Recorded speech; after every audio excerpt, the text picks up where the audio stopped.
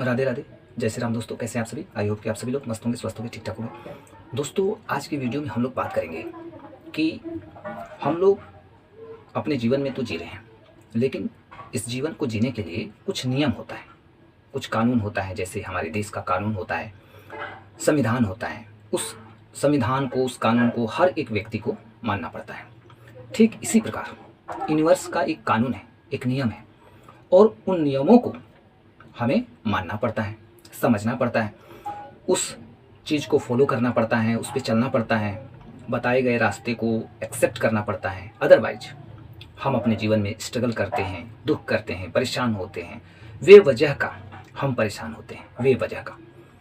तो वे वजह के लोग जो आज कितने हैं, यदि हम बात करें कि वे वजह परेशान होने वाले लोगों की आज संख्या कितनी है, तो दोस्तों निश्चित रूप से आप लोग कहेंगे, आप लोग ने भी देखा होगा कि वे वजह परेशान होने वाले लोगों की संख्या जो है आज 90% से ऊपर है। वे वजह परेशान है, परेशानी का कोई कारण नहीं है, लेकिन परेशान है।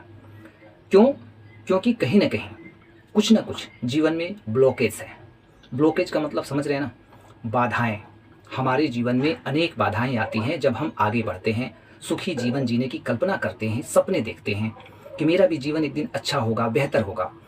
तो उस समय जब हम नियमों के खिलाफ होते हैं, नियमों के विरुद्ध होते हैं, तो हमें स्ट्रगल करना पड़ता है, संघर्ष करना पड़ता है। बहुत तरह की चिंताएं, प्रेशर, ये वो, मतलब नकारात्मक चीज़ें हमारे जीवन में घटित होती हैं, जिससे कि हमारा मन बिल्कुल परेशान हो जाता है, मन की शांति भंग हो जाती है। हमें समझ में नहीं आता है कि क्या करें, कहाँ जाएं, कौन मेरी मदद करेगा। दोस्तों, यदि आप इस चीज़ से, यानी जो मैंने बताया, यदि आप भी लगता है आपको कि आप मेहनत सही जगह पे कर रहे हैं, आप खुद को रियलाइज़ करते हैं आपकी ठीक है, आप सही हो, फिर भी बेवजह आपके जीवन में बाधाएं खड़ी हो रही हैं, परेशानियां आ रही हैं, तो कहीं ना कहीं आप भी यूनिवर्स के रूल को ब्रेक कर रहे हैं। जब हम यूनिवर्स के रूल को ब्रेक करते हैं तो कहीं ना कहीं हमारे जीवन में बाधाएं खड़ी होती हैं। दोस्तों, जो होना है वो होगा, वो होके रहेगा, उसे कोई काट नहीं सकता।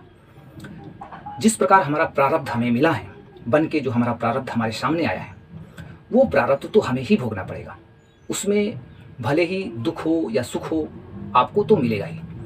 बहुत लोग यदि सुखी हैं, बहुत लोगों का प्रारब्ध अच्छा है, उनके अच्छे कर्मों का फल उन्हें मिला है, तो वो लोग अपने जीवन में सुखी रहेंगे, वो लोग मस्त रहेंगे, उनको कोई टेंशन नहीं होगा। लेकिन जिनके कर्म खराब थे पूर्व में, और उन कर्मों के फलस्वरूप हमें जो फल मिला है, उस फल को भोगते हुए हमें काफ़ी तकलीफ, पीड़ा हो रही है, दर्द हो रहा है, हम उस दुख की घड़ी से बाहर नहीं निकल पा रहे हैं, हमें चिंता हो रही है। तो जब ये सिचुएशन बन जाता है, तो कहीं ना कहीं दोस्तों हमें अपने आप पर, खुद को, मतलब एक समय देना होगा। वो समय जहाँ से कि हम अपने जीवन के लिए, अपनी खुशी के लिए सोच सके, समझ सकें। दोस्तों, ये जो पूरी सृष्टि है, पूरी जो कायनात है, इसे चलाने वाला एक बहुत ही बड़ा सुप्रीम पावर है, जिसे हम लोग गॉड कहते हैं, ईश्वर, परमात्मा। आप जिस भी नाम से उसे पुकारते हैं, आप जिस भी ईश्वर में आपकी आस्था है, ये आपका मैटर है। आप उस तरीके से, उस हिसाब से आप चीज़ों को एक्सेप्ट कीजिए कि ये जो पूरी सृष्टि चल रही है, ये यूं ही नहीं चल रही है। यहाँ पर हम आके यूं ही कुछ से कुछ नहीं कर सकते हैं।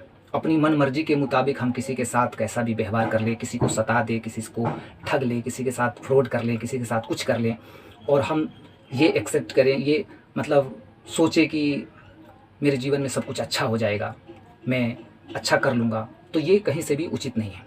जब हम जानते हैं कि गलत कर्म का जो फल होता है वो हमें गलत ही मिलता है, तो यदि हम गलत कर्म बना रहे हैं तो हमें अभी से अलर्ट हो जाना चाहिए, क्योंकि हमारे गलत कर्मों का फल आगे चल के हमें मिलता है, और जो इस वक्त हम भोग रहे हैं वो हमारा प्रारब्ध है पूर्व के कर्मों का। तो दोनों के बीच में बैलेंस होना चाहिए। बैलेंस किस तरह से होना चाहिए मैं बताता हूँ दोस्तों, कि जो हमारा प्रारब्ध है, जो हमें मिला है, उस प्रारब्ध को भोगते समय हमें बहुत ही ज़्यादा फ्रस्ट्रेट नहीं होना है, बहुत ज़्यादा दुखी नहीं होना है, चिंता नहीं करना है। क्यों? क्योंकि वो हमारा प्रारब्ध है, हमारे ही कर्मों का, इसलिए उसे हमें एक्सेप्ट करना है और उसे भोग लेना है। ये मान लेना है कि मेरे कर्मों का ये फल है, कोई बात नहीं, मैं इसे धीरे धीरे काट लूँगा, और वो धीरे धीरे कट भी जाएगा, आप उससे बाहर निकल भी जाओगे, ये कोई बड़ी बात नहीं है। बट आपके भीतर मतलब एक्सेप्टेंस होना चाहिए। आप खुद को स्वीकार करिए, खुद से स्वीकार करिए कि नहीं, वो मेरे ही कर्मों का फल है। और दूसरा कि आज से आप अच्छे कर्म बनाइए। आज से आप अच्छे कर्म बनाएंगे, लोगों के साथ अच्छा व्यवहार करेंगे, लोगों के लिए अच्छा सोचेंगे, परोपकार की भावना आपके भीतर होगी, आप कहीं से भी कभी भी किसी भी व्यक्ति का, जीव का, प्राणी का गलत धारणा आपके भीतर नहीं बने, ना पनपे, तो आप समझ लीजिए कि यूनिवर्स के बनाए हुए नियमों पर चल रहे हैं। और जो व्यक्ति यूनिवर्स के बनाए हुए नियमों पर चलता है वो कैसे दुखी हो सकता है, कैसे परेशान हो सकता है? बेवजह परेशान हो ही नहीं सकता, बेवजह दुखी हो ही नहीं सकता। जो हम चिंता कर रहे हैं, शिकायत कर रहे हैं कि मेरे पास ये नहीं है, वो नहीं है, उस व्यक्ति के पास बहुत कुछ है। शिकायत हम लोगों की अमूमन होती है ना ईश्वर से और पड़ोसियों से, गांव वालों से, परिवार वालों से, कि कुछ लोग मेरे साथ गलत किए हैं या परमात्मा भी मेरे साथ शायद गलत ही कर रहे हैं, या मेरे कर्म में, भाग्य में कुछ नहीं लिखे हैं, अच्छा नहीं लिखे हैं। तो हम शिकायती हो जाते हैं, हम शिकायत करते हैं अपने खुशी को, मतलब शिकायत करके सोचते हैं कि हम अपनी खुशी को प्राप्त कर लेंगे। लेकिन हम शिकायत करके अपनी खुशी को प्राप्त नहीं कर सकते हैं। हम जहाँ हमें शिकायत नहीं करना है वहाँ हमें एक्सेप्ट करना है, अपनी गलतियों को एक्सेप्ट करना है, अपने पूर्व के कर्मों को एक्सेप्ट करना है, उस फल को एक्सेप्ट करना है और उसे भोग लेना है और आज से अच्छे कर्म बना लेने हैं। तो ये जो तरीका है, जो व्यक्ति आज समझेगा, आज से इम्प्लीमेंट करेगा अपने जीवन में, उसके कर्म आज से अच्छे हो जाएंगे। और जो दुख की घड़ी से वो गुजर रहा है वो धीरे धीरे स्वतः धीरे धीरे उस दुख की घड़ी से वो बाहर भी निकल जाएगा। उसका प्रभाव धीरे धीरे कम होते चला जाता है। जब हम परमात्मा के शरण में जाते हैं, उनका नाम लेते हैं, उनका मतलब रास्ता जैसे ही हम चुनते हैं ना उस रास्ते पे चलने के लिए, तो उनकी विशेष कृपा हम पे हो जाती है और उस प्रारब्ध को, बुरे प्रारब्ध को हम इजीली भोग लेते हैं, उसका ज़्यादा हम पे प्रभाव नहीं पड़ता है। तो कुल मिला के जो होना है वो होगा और सब कुछ वही होगा जो होना है आपके साथ, और सब कुछ मिलेगा जितना आपको मिलना है, और जो वो चीज़ नहीं मिलेगी आपको जो आपको नहीं मिलना है। कुछ लोग जो मतलब जो चीज़ नहीं मिलने वाली है उन चीज़ों के पीछे भी परेशान होते हैं। तो देखिए, बहुत दुनिया में ऐसी चीज़ है जो आपके जीवन में आएगी, आपके कर्मों के अनुसार, प्रारब्ध के अनुसार आएगी, तो वो आके रहेगा।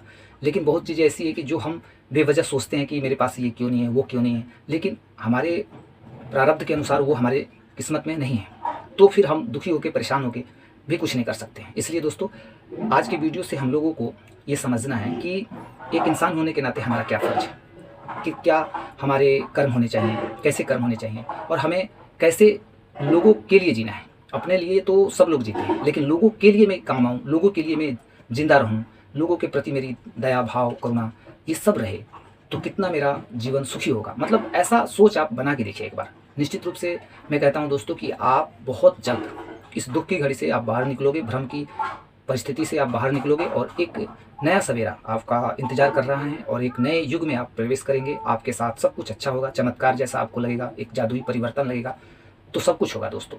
तो आई होप कि दोस्तों आप लोगों को ये वीडियो अच्छा लगा होगा।